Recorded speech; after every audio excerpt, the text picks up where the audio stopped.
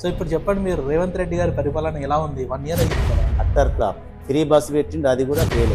BJP పోరాటం చేస్తుందా లేదా? మరి ఇప్పుడు ఈయన కూడా ఎన్ని అప్పులు తెచ్చిండు? హైడ్రా నుంచి మూసీ నదికి వచ్చిండు, మూసీ నదిని ప్రక్షాళన చేస్తున్నాడు. అయితే మీరు ఇప్పుడు మెయిన్ గా మీ శత్రువు బీఆర్ఎస్ లేదంటే కాంగ్రెస్? మరి నీ దగ్గర ఛాన్స్ ఉంది కదా వాళ్ళని లోపలేసేది, ఎందుకు వేస్తలేవు? మరి అంటే నెక్స్ట్ టైం ఎలక్షన్ లో ఖచ్చితంగా మీరు వస్తారని అనుకుంటున్నారా? బీఆర్ఎస్ కు లేచే ఛాన్స్ లేదు.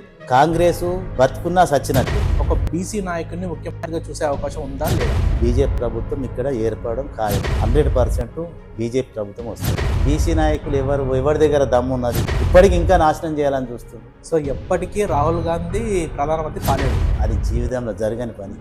శిక్షణ కలిగినటువంటి కార్యకర్తగా బీజేపీ అంటే ఒక జెండా తెలియదు, ఒక కండువా తెలియదు. తన సొంతింటికి మళ్ళీ వెళ్ళాడు అని చెప్పి. మరి కొన్ని రాష్ట్రాలలో ఉంది, ఫ్రీ హామీలు మాత్రం ఇయ్యరు. అక్కడ అయితే ఎంపీగా ఎన్నుకున్న తర్వాత కూడా మీరు మళ్ళీ బీజేపీలోకి రావడంలో దాంట్లో ఉన్న సిద్ధాంతాలు వేరు,